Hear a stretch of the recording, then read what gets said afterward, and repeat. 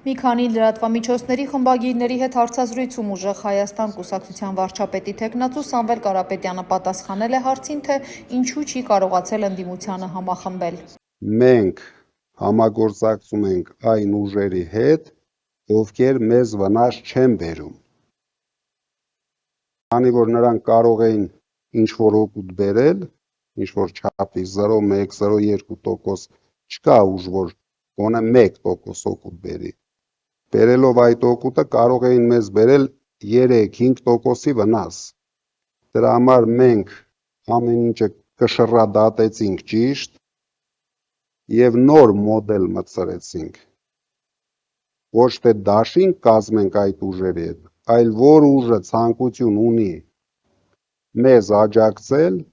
ինքը հիմա էլ կարող է եւ ես վստահ եմ, որ կլինեն ուժեր մինչեւ ընտրությունները, որ նորից կհայտարարեն եւ մեզ կաջակցեն, որովհետեւ դա իր միակ խելամիտ քայլն է։ Ես վստահ եմ դրանում։ Ու կլինեն, չեմ կարող ասել 1, 5, 7, բայց կլինեն, որովհետեւ իրենք պետք է ճիշտ գնահատեն։ Այսօր մեր հարցումներով ընդամենը 4 ուժ հաղթահարում է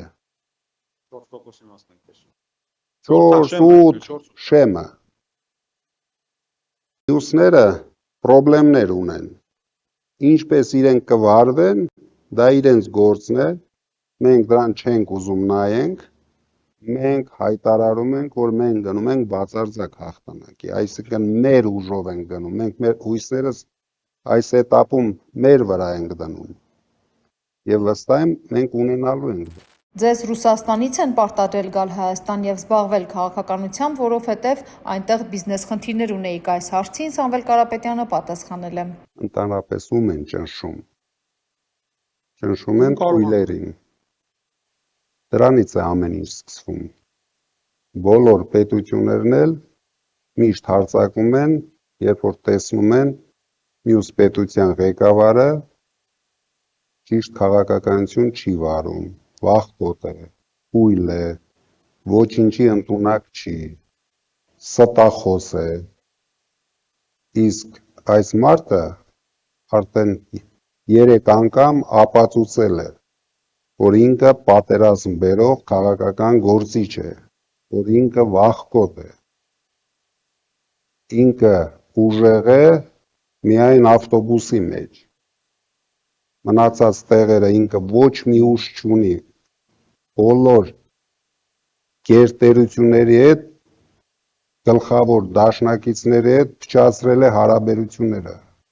ոչ մի տեղից աջակցության սպասելիք չունի, իսկ մենք կարող ենք մեզ թույլ տալ, որ մենք մենակ պետք է պայքարենք բոլորի դեմ։ Նա փոքրիկ ստախոս է, խաբում է բոլորին, խաբում է մեր ժողովրդին։ Մենք պետք է դա հասկանանք, արդեն ժամանակն է, որ ժողովուրդը դա հասկանա։ Նա բերում է չարիք մեր երկրի գլխին։ 300,000 ադրբեջանցիներ է բերում մեր երկրի գլխին։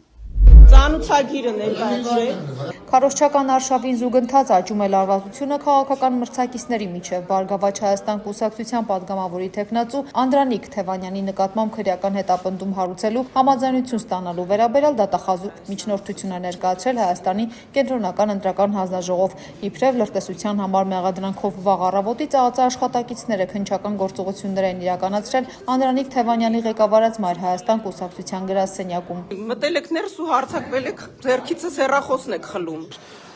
Այս ամեն ինչը ուղղակի խոչընդոտում է մեր քարոզարշավին եւ Նիկոլ Փաշինյանը, քանի որ հիստերիկաբար հրահանգներ է տալիս, սա մենք նաեւ գնահատում ենք որպես խոչընդոտ մեր քարոզարշավին, որովհետեւ ես ժամ 12-ին նշանակել էի արդեն ճեպազրույց եւ այդ ճեպազրույցը փաստորեն խաթարվում է։ Հիմա իրենք ուզում են արդեն նաեւ մեր բնակարանը խուզարկել։ Հիմա դուք ընդունում եք բնակարանը, Հա, հիմա շարունակվելու է խուզարկությունը բնակարանում։ Տեսակի ինֆորմացիա կամ առնվազն այն դավաճանության մեջ որ ձեզ Անհեթեթություն։ ինչ ինֆորմացիայի Անհեթեթություն է, ծայրից ծայր անհեթեթություն։ Ձեզ ասել են ինչին է վերաբերում այդ ինչ տեղեկատվությունը։ Դե այն ինչ որ դուք համացանցում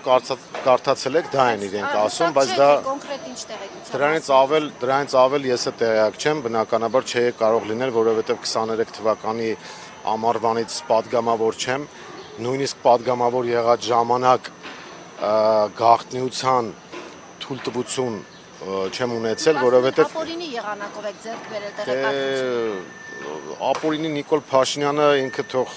չասի ով ինչպես է ձեռք բերում, իրենք են այսպես ասած պետական դավաճանություն գործել եւ հիմա ասում են եւ անում են բաներ, որոնք մի վարքան ավարտեմ, ես ուրեմն իրենց եմ այդպեսին գնահատում 21 թվականին միակ ինֆորմացիան, որ այն ինչ որ ես կարդացի քննչականի մեջ դա այն էր, որ ես 21 թվականին ընտրվել եմ падգամավոր, բայց 23 թվականին հրաժարվել եմ մանդատից եւ այս ամեն ինչը փաստորեն ծայրից ծայր անհեթեթություն է։ Բաղառավոտից դիմակավորված անձինք ներխուժել են ազգային ժողովի Գյումրեցի падգամավոր Մարտուն Գրիգորյանի տուն, նա նույնպես ընտրություններին մասնակցում է ԲՀԿ-ի հետ եւ նախորդին ԲՀԿ նախագահ Գագիկ Ծառուկյանը քարոզարշավի շրջանակում բավականին հաջողված հանդիպումներ է ունեցել Շիրակում։ Գրիգորյանը մեծ ընտրազանգված ունի Գյումրիում, ինչը վկայեցին նաեւ Գյումրու ավականու արտահերթ ընտրության արդյունքները, որտեղ ԿՊ-ն պարտվեց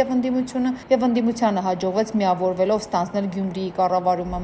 Անահիտ Մանասյանը հայտարարել է, որ քաղաքացիական հասարակության եւ իրավապաշտպանների գործունեությանը միջամտելու, նրանց վրա քաղաքական ազդեցություն գործադրելու եւ անհարժողականություն տարածելու փորձերը անընդունելի են եւ վտանգում են ժողովրդավարությունը։ Մարդու իրավունքների պաշտպանի դիտարկման քաղաքական բևեռացումը հանգեցրել է քաղաքասարակության ներկայացուցիչների նկատմամբ թիրախավորման, առցանց հարձակումների եւ պիտակավորման, հատկապես երբ նրանց տեսակետները չեն համընկնում տարբեր քաղաքական ուժերի դիրքորոշումների հետ։ Մանասյանը շեշտել է, որ անկախ ու ազատ քաղաքացիական հասարակությունը իրավական պետության եւ մարդու իրավունքների պաշտպանության կարևոր հիմք է եւ չի կարող ենթարկվել քաղաքական ազդեցության։ Նա նաեւ կոչ է արել պետությանը եւ հանրային դերակատարներին ապահովել անվտանգ միջավայր քաղաքասարակության գործունեության համար։ ՀՀԿ անդամ Շարմազանովը քննադատել է Նիկոլ Փաշինյանին, նշելով, որ նա չի հասկացել միջազգային հարաբերությունների քաշային կատեգորիաների սկզբունքը եւ արտաքին քաղաքականության հաշվարկների կարեւորությունը։ Շարմազանովը արձագանքել է նաեւ Փաշինյանի այն հայտարարությանը, թե ինչու Զելենսկին չպետք է գար Հայաստան,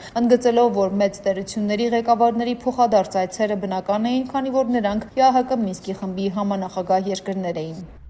Այս մարդը մինչև հիմա չի հասկացել, որ երբ Ռուսաստանի Դաշնության, ԱՄՆ-ի կամ Ֆրանսիայի ղեկավարներն այցելում էին Ադրբեջան կամ հակառակը, դա տրամաբանական է, քանի որ նրանք ՀԱԿ Մինսկի խմբի համանախագահ երկրներ էին։ Ավելին, դժվար չէ կռահել, որ ՄԱԿ-ի անվտանգության խորհրդի անդամ երկրի համար դժվար է ու գրեթե անհնար է սահմանափակում դնել ում հետ հանդիպի, ում հետ ոչ։ Ակնհայտ է, որ մեծ տերություններն ավելի մեծ ազդեցություն ունեն աշխարհաքաղաքական ու տնտեսական զարգացումների վրա, քան փոքր պետությունները։ Արտաքին քաղաքականությունը մեծ փրթել չէ, այն հաշվարկ է սեփական պետության շահերին չվնասելու հաշվարկ, որը Նիկոլը չունի։ Ռուսաստանի եւ Նոր Նախիջևանի թեմի առաջնորդ գերաշնորհ Տեր Եզրաս arczepiskopos Ներսիսյանը կոչի անում բոլորին մասնակցել Հայաստանի խորհրդանի ընտրություններին հանուն Հայաստանի Հանրապետության հանուն ուժեղ հայրենիքի։ Սիրելի հայրենիներ, ինչպես գիտեք, հունիսի 7-ին մայր հայրենիքում տեղի են ունենալու վճռորոշ խորհրդարանական ընտրություններ, որով կանխորոշվելու է մեր հայրենիքի ու հայոց պետականության լինել չլինելու հարցը։ Կանգնած ենք գոյաբանական սահմանագծին։ Ռուսաստանի պետդումայի նախագահ Վյաչեսլավ Վոլոդինը հայտարարել է, որ Նիկոլ Փաշինյանը վարում է Ռուսաստանի նկատմամբ անբարյացկամ քաղաքականություն, միաժամանակ օգտվելով Ռուսաստանի տրամադրած հնարավորություններից։ Վոլոդինը քննադատել է Հայաստանի Եվրամիությանն անդամակցելու գործընթացի մեկնարկը եւ միջազգային քրեական դատարանին անդամակցությունը, նշելով, որ Մոսկվան այլևս չի կարող լռել Հայաստանում տեղի ունեցող գործընթացների մասին։ Մենք այլևս չենք կարող լռել Հայաստանում տեղի ունեցող գործընթացների մասին, գրել է Վոլոդինը, վերստին հիշատակելով Եվրամիությանն անդամակցելու գործընթաց սկսելու մասին անցած տարի Հայաստանի խորհրդանում ընդունված օրենքը եւ Հայաստանի անդամակցությունը միջազգային քրեական դատարանին։